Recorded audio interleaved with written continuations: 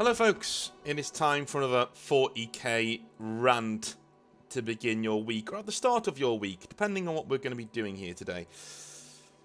The title of the video, Warhammer 40,000 is a bit of a mess, and it certainly is at the moment. There are a few things I want to touch on here, as well as a few things I want to call a few people out on in the hobby YouTube space that's kind of annoying me at the moment. But if you like what I do, please like the video. It helps me out on the algorithm a lot and makes sure that more of my videos are going to be seen by you wonderful people out there, which is awesome when they do, because it means we grow and we do better. So, GW the other day, I know this is old news now, but I do have some new news to share during this video as well. Last week they unveiled the Imperial Agents Codex, and this is something I've been looking forward to for quite some time, because as you know, I do love me some Grey Knights, and as you also know, I do like the Ordo Malleus. I like the Demon Hunters. I like the fact that these guys go out and they hunt the worst things that are out there in the galaxy. And one of my favourite ever models is this chap right here, Inquisitor Kotias. I have him on the shelf behind me. He is an old model, but if you look at the actual state of him, he is an absolutely prime tier model. And I've always thought this model here, if it got the Primaris treatment, you know, if you put this guy at the size of Bastion Carthalos, you know, that Stormcast Eternals model, the huge guy with the hammer, that guy would make for a terrific Kotias model. He really, really, really would. Even the eagle that he has is emblematic of 40k. It's like he's holding up the entire hobby there and saying, look, here is the Imperial Aquila with the two-headed eagle. How cool is that? How cool am I? I'm Inquisitor Kotias, right? Everything about this model shines for me, even as a really old model. And I've always thought, one day, hopefully, we'll get a new one of these, because I do love me some Ordo Malleus, and I think Kotias is one of the best ones that they've got. Lore-wise, too. He's on the cover of the old Demon Hunters Codex. Dude, this guy is the one. He's the one that I wanted for ages. And when I heard there'd be a new Kotias model coming out a few weeks ago, I was pretty hyped and excited and kept it to myself. Sat here in my little hobby den thinking, oh, I can't wait to get that model, it's going to be amazing. And then it finally dropped. The news dropped that we got a new Kotias model. And what did we get? Ugh. I mean, we got chubby Brotherhood of Steel is what we got, right? That's what this model is. He is the Adeptus Diabetes. He is literally,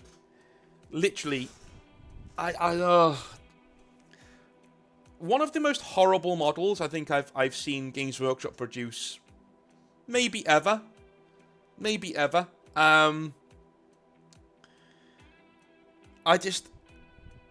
I completely understand that Kotias being in Terminator armor means that, you know, he would be a bit more bulky, maybe, I don't know.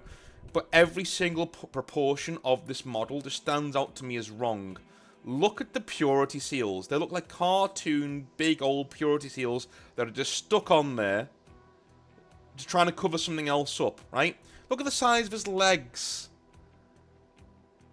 Do you know what I mean? He looks like he's been taken from the Brotherhood of Steel in Fallout, taken into 40k and made chubby. He's got a hairline now for some reason. I don't know why that is. And the worst part of the model for me is the eagle. That eagle is ridiculous.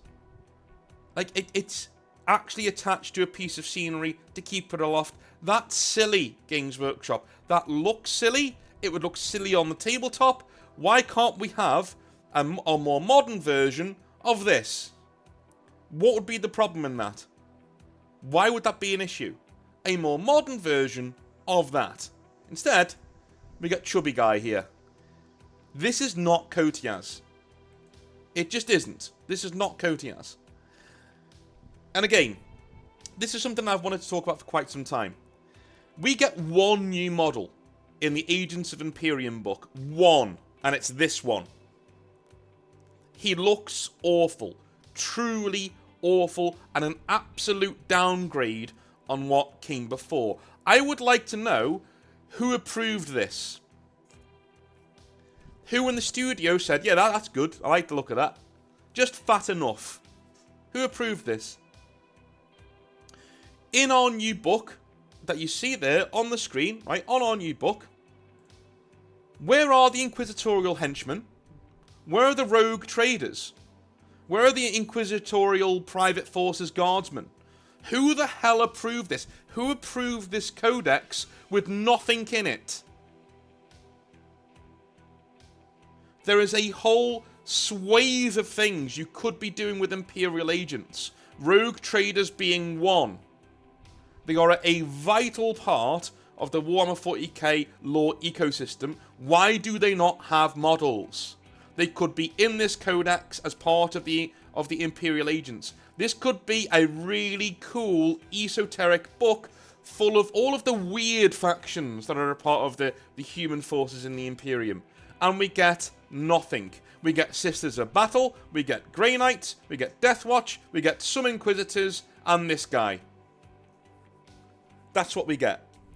Oh, and some Assassins too, that have been in the game for decades now. It's even more insulting having Sisters of Battle and Grey Knights in here because they get their own codexes anyway. They don't need to be in here. There should just be a paragraph in the codex saying you can take Grey Knights with your army if you want, you can take Sisters of Battle if you want, you can take Deathwatch if you want, but they don't need to be in the codex. We need new models, we need henchmen, we need road traders, we need actual guardsmen that are coloured and modelled in inquisitorial colours and armours. What do we get? Fat boy. We get this guy. The codexes of 10th edition are a blatant copy and paste. That's all they are. All of you know, I'm a lore person first. I'm a lore guy first, right? That's what I am. We should have lore in every single codex that is standard as is an introduction to that faction. Don't get me wrong. Yes, we should be covering some of the same points in every single codex because, again, you pick up the Necrons codex and you want to know, hey, who are these Necron guys? Let me just flick through this and you get an introduction to the lore as you go through. But each codex in every edition should have and should show new stories, new lore, and should move the faction in question forwards in the mainline story of 40k. Instead, we get nothing. Year on year, edition on edition, we get copy and paste of what came before. Silence. Nothing. Nothing ever moves forward unless you're Rabute Gilliman or Abaddon. Right? Unless you're the Ultramarines or Chaos, nothing moves forward in 40k anymore. People will say to me, but North, hey, well, we got a big change with the Imperium Nihilus and the Great Rift. Did we? Did we? Apart from that actually happening, right? And apart from Abaddon and Rabute Gilliman and maybe Mortarion getting a bit of airtime, what changed? Go on. What changed? When was the next time you picked up, or the last time, sorry, you picked up a codex and thought, oh, this is new, I've not heard of this before. Oh, wow, okay, there's new lore here. What's happening with say, the Blood Angels? Ooh, Devastation of Baal. Yeah, we've covered that before, and that's it. Right, okay. Oh, Black Templars. What's happening with them? No, nothing. Okay, cool. Excellent. Grey Knights, the worst offenders. Grey Knights, new codex. Let's open it up, shall we? What new lore do we have? Oh, it's just Drygo walking around out of the warp again. And the Terminus Decree's in here again. That's not been used or expanded upon. Cool. That's great. Any new lore? No. Nothing. Nothing moves on but Chaos and Gilliman. Alright? That's it. Maybe a Primarch if they come out. But most Primarchs that aren't Gilliman are given the lion treatment. They come back, they walk around, they do nothing, and they're put down and never spoken about again. 2 thumbs up, Games Workshop. Games Workshop do not value or respect your custom. They just don't. The lore is lazy. the models that are coming out are lazy, and they will expect you to gobble it up. Let me just throw something else on the screen for you. And it is a bit more like it, I suppose. But there's one thing about YouTube, on Warhammer YouTube, that I want to go over, right? And that is the forgiveness that we all seem to give Games Workshop so quickly. It really does irritate me, right? All of you know, I'm a big fan of Daddy Valrak. I think Chapter Master Valrak's really cool, and I like his channel a lot. In fact, his video last week on this very miniature got me to go, do you know what? I should probably cover this. I should probably talk about this and how I think things are going, because Warhammer is an absolute mess at the moment in terms of bang for your buck, what you're getting for your money, right? Every single edition with the codex, you're essentially paying £35 for the same book as you got last time. The same one. Sold again. Right? And I liked his video there. And then, this was announced just today. Embrace the Thirst and a new Blood Angels Codex and Army set. Okay, cool. He went from doing a very ranty video last time that did a very good job of explaining things to literally the energy of this video when he covered this was, all is forgiven, Games Workshop. This is the greatest thing in the world, and everybody's going to go out and buy it. And if you want to go out and buy it, don't miss out, folks. Go and buy this. Why do we do this to ourselves? Valrak, buddy, why do we do this? Okay? FOMO is the most evil thing that Games Workshop do. It really is. Because they've made this, again, limited edition. It's limited. Once they're gone, they're gone. FOMO. They could give this and make sure that every Blood Angels fan gets this. But it does them no favours to do so. It does them no favours monetarily to do so. So they don't. Right? In fact, I would actually go further than that. It would do them a lot of favours to actually release this to every single fan who wanted it. Make it made to order. It would make them a lot of money, right? But they would rather make a lot of money now and make sure that you're starving for when these models come out later on their own. Much later on their own. And you know the models that I mean? Again, it's the energy of these videos that I just don't like. We go from saying, Games Workshop, this is ridiculous and you should be doing better, to, all is forgiven, Games Workshop, we love you so much, please go out and buy this, guys, because, you know, you might miss out if you don't. That's not right. Okay? Perpetuating their FOMO, their fear of missing out, right? Their manipulation into trying to get you to spend a lot of money on this box is not the way to go for large YouTubers. I know I can sit here wagging my finger all I want. I'm a small YouTuber. Nobody cares what I've got to say, and that's fine. But I've got a small audience here who might listen to this, and maybe will get something out of it. You shouldn't, on one hand, ream out Games Workshop for being lazy, and then as soon as they give you a smidgen, a taste of the good stuff, you say, all is forgiven. No problem. Guys, go out and buy this, or, you know, you're going to miss out, you know, and if you want to go get this, all Blood Angels fans should go out and get this. That's wrong. That's wrong.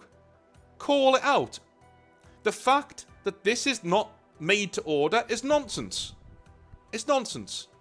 Call that out. Say, listen, this is a really good box set with some really cool models, but unless it's made to order, it's nonsense. It's terrible. Do you know what I'm saying?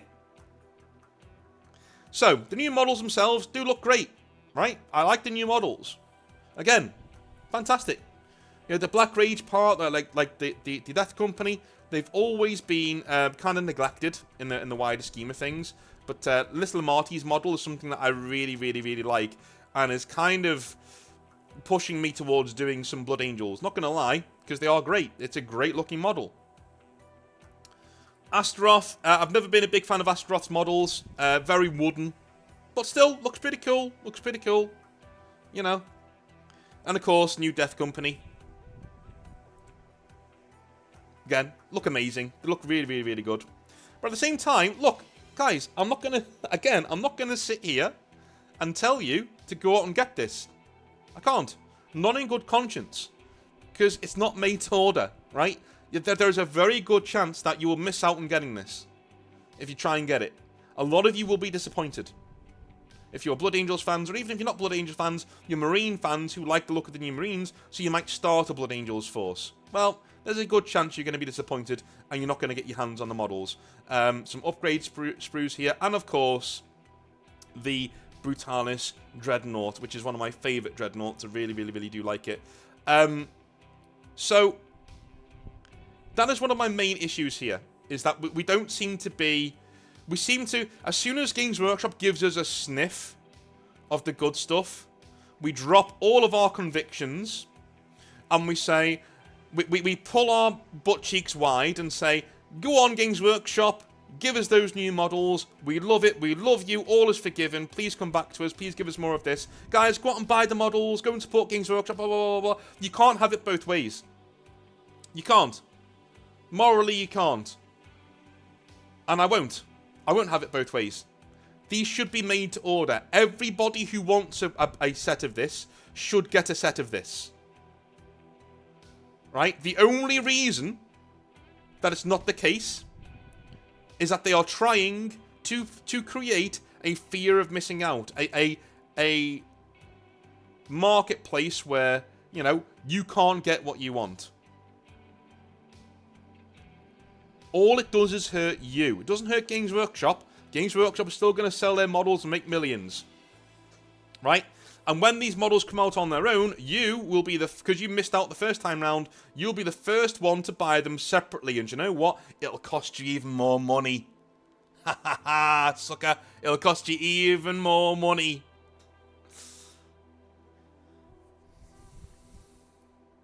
Yeah. So I asked you the other day what you guys thought the main issues with 40k were going forwards. I've told you what mine kind of are as we've gone through. Now I want to look at your, look at your opinions and call them out here. Have a little bit of a talk about them here. So, what issues? So my starting brief was 40k is a mess right now. I know. Codexes have next to no lore in them at all. New lore anyway. Models that are coming out are laughable. Games Workshop seems to always take the low-hanging fruit, and despite record profits, refuse to do anything new, churning out 30-plus-year-old models and sculpts, and charging a mortgage for them. Stop me when I'm telling lies, by the way.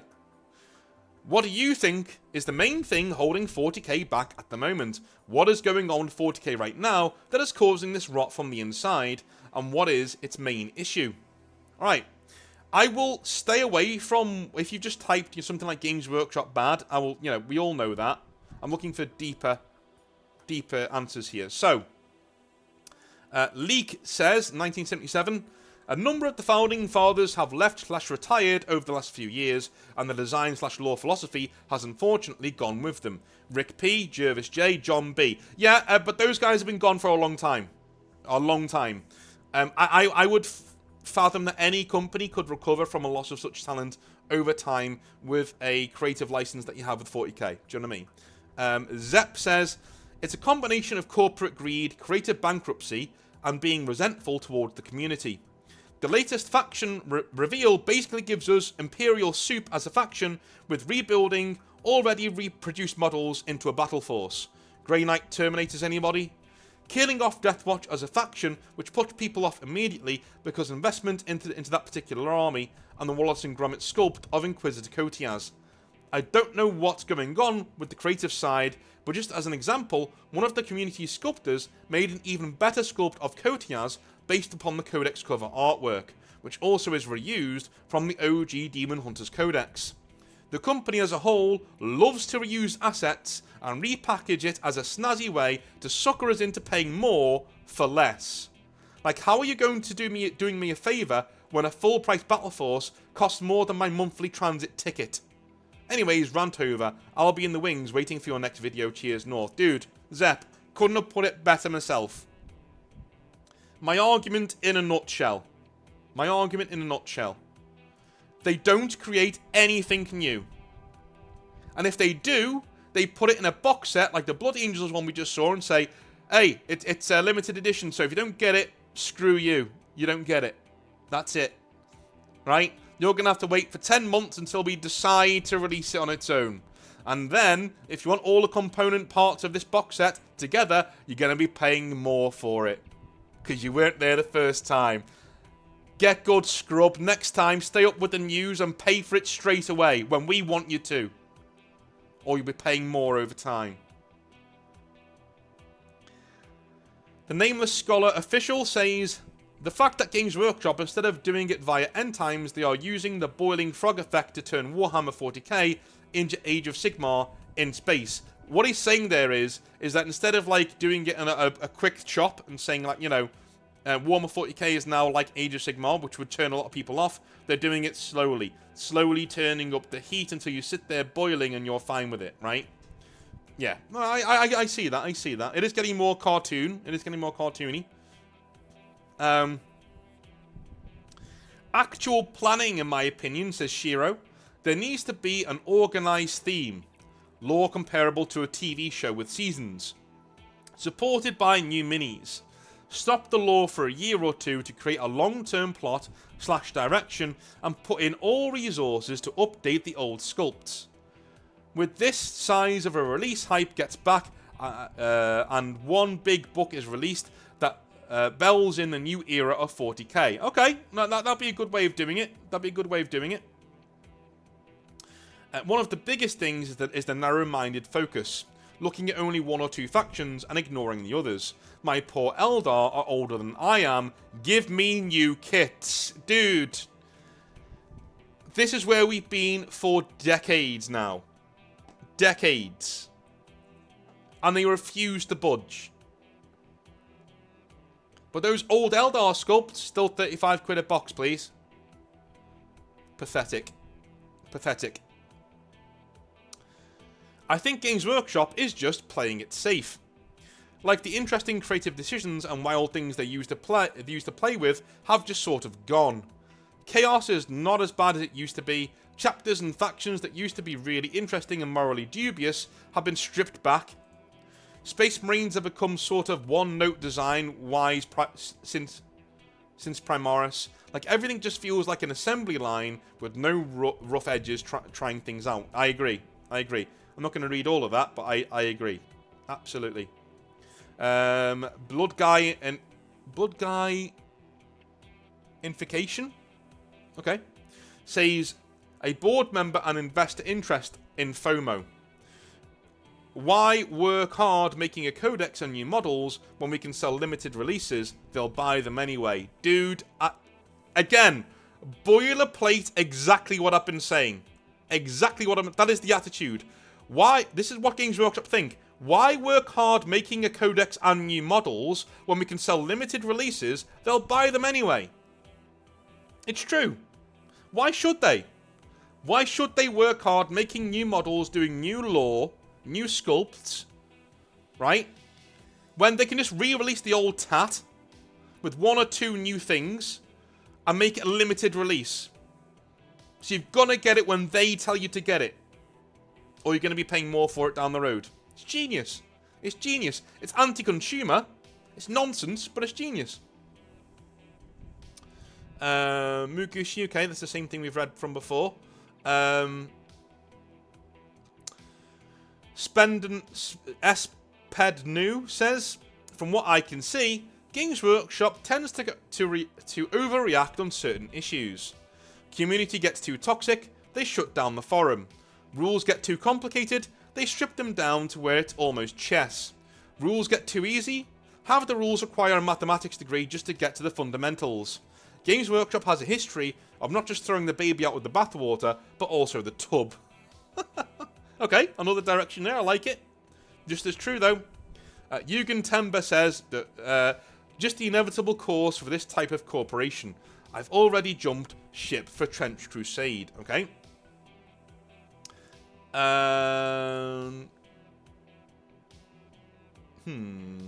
Okay, we've covered those already. Corporate greed, covered that already.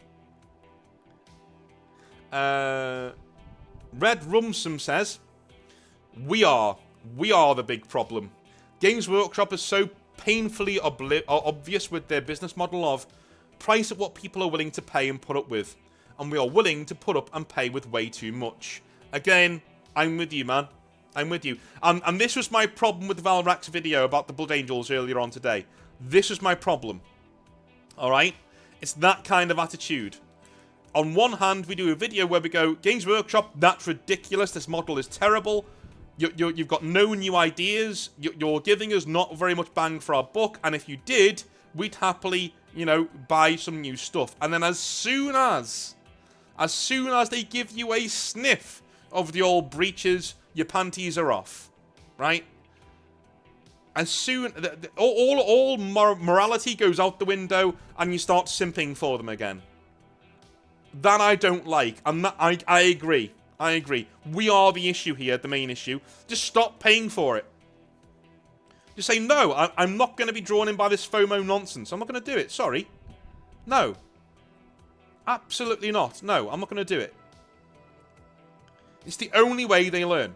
By voting with your wallet. I know I'm flogging a dead horse here. But the only way they learn is this. You vote with your wallet. Right? I really do, I support and really like Valrak, but that video today just triggered me a bit. I was like, whoa, whoa, whoa, whoa, whoa, whoa. It's only last week, 3 or 4 days ago, you were kind of calling them fit to burn in your own way by saying, this is not good enough and it needs to get better. And as soon as they release one Laertes model, all of a sudden, all is forgiven and everyone's happy and everybody should go and buy this box set. No! No! I'm not supporting their FOMO tactics, sorry. Sorry, stick to your guns. Don't be such a hoe for them. Alright? Latros says, hey North, long-time 40k fan here. I think the lack of depth in the new codexes, the rapid release schedule, and insane prices for 40k, as both the hobby and the game, all are byproducts of a company who has decided to invest more in resources in marketing than in creativity. I agree. I agree. I'm not going to read all of that, lad, but I agree. Very, very, very, very good point. Do you know what? Bollocks to it. I'll read it. 10th edition 40k is a result of a company wanting to gain new customers who might not have the time or patience to have an in-depth experience. So many corners are cut in an effort to make their product more appealing to a wider audience. Yet this simultaneously results in the people who do like the extreme in-depth nature of 40k falling out of the bottom of the bucket. The creative team of 40k are not the same as in the good old days. Companies will hire newer, yet lesser experienced designers and writers, so they don't feel the need to pay them as much, and as a result, the new designs aren't up to snuff with the old stuff.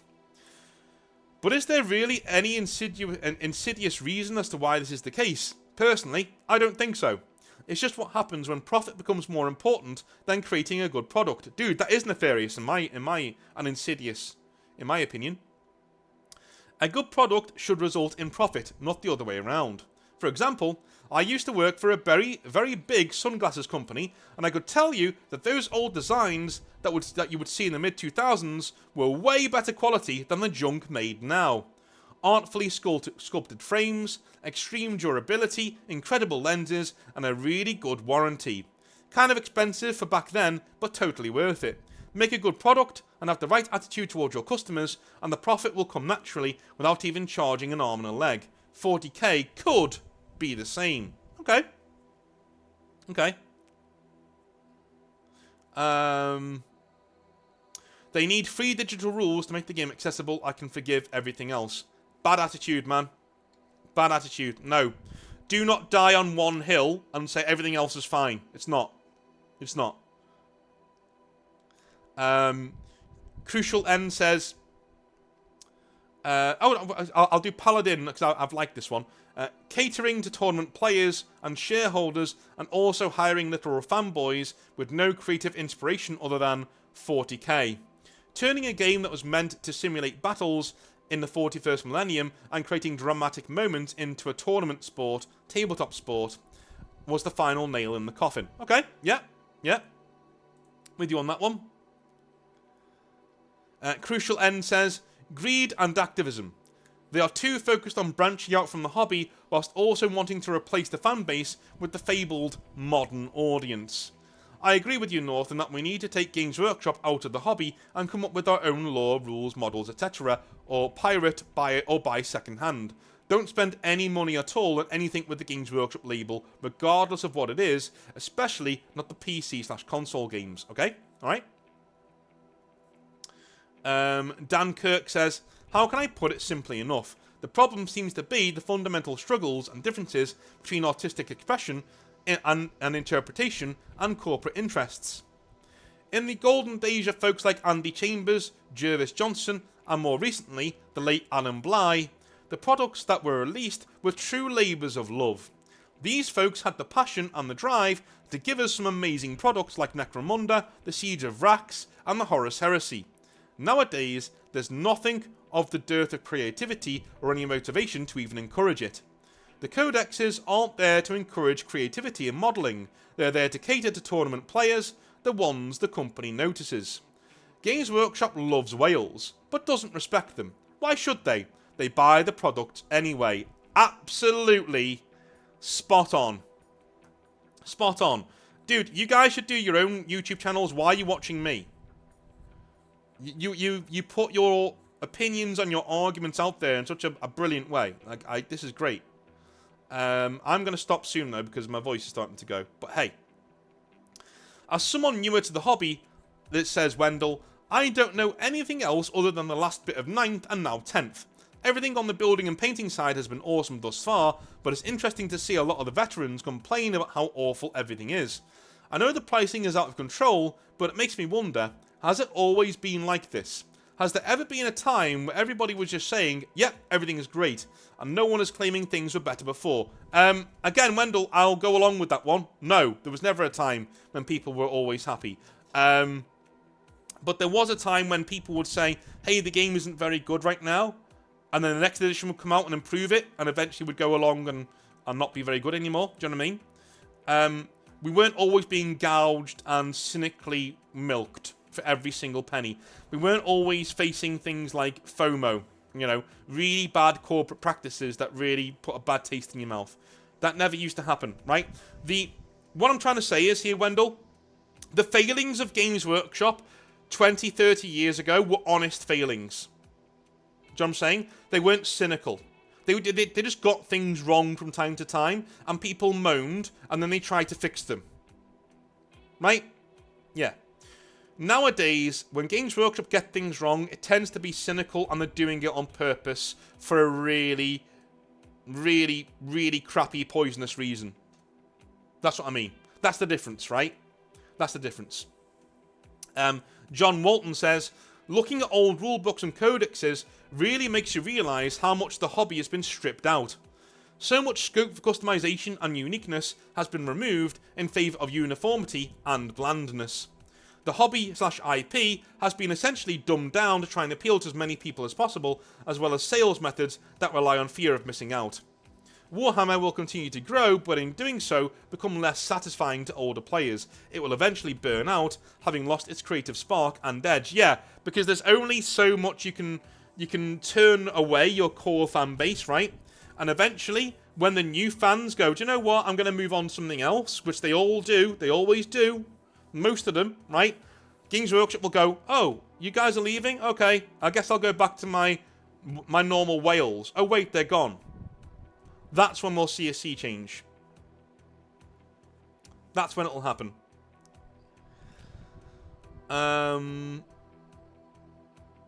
Okay. A lot of this is saying the same stuff as we've already covered.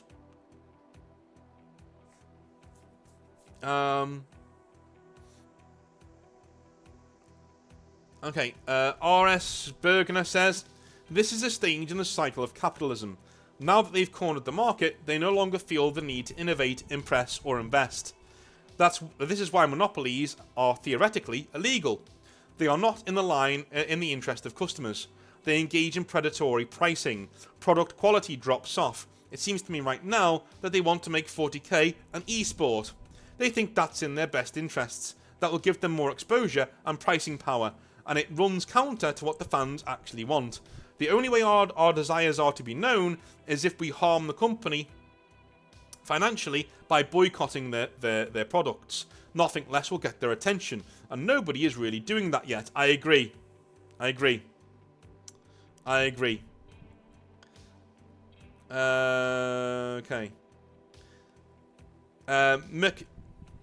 Constanza says, I don't know, man.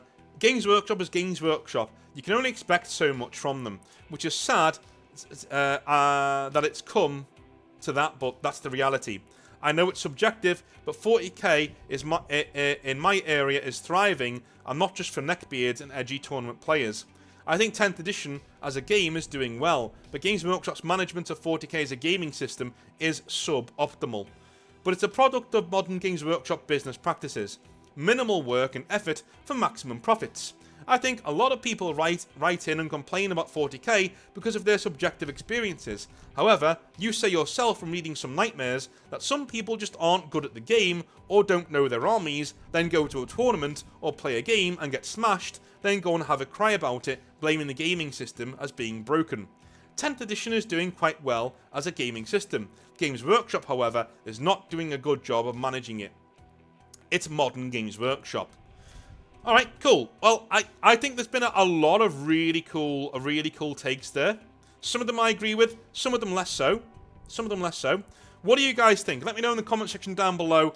Is 40k an absolute mess right now? I think in most ways it kind of is. And when I say mess, I mean the structure of what's going on, right? The structure of what is going on in 40k right now. The codexes having next to no new lore in them, and copy and paste rules from previous editions sometimes.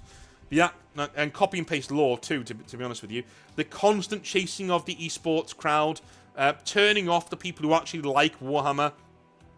The absolute fear of missing out, selling suboptimal bad models and 30-plus-year-old models at a premium just so you can get one or two models that you actually want, and even then, you can only get them for a limited time, or you're not getting them at all for the next 6 to 10 months. Right? All of this stuff kills it for me. It really, really, really does kill it. And again, the attitude, I think Valrak is an amazing example. This is a dude who just loves Warhammer. He's a really well-meaning, awesome dude with a really cool channel, right?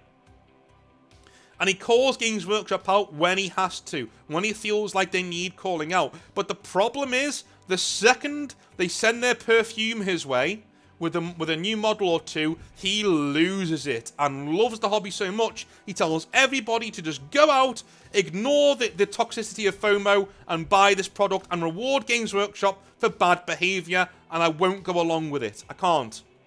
I just can't, right? And I'm one of his biggest fans, but I just can't go along with that. What do you guys think? Let me know in the comment section down below. Do I need to lighten up? I don't know, man. I love you a long time. I'll speak to you tomorrow for some more Hobby Nightmares. Have a wonderful rest of your day, and I'll see you then. Have a good one. Bye now.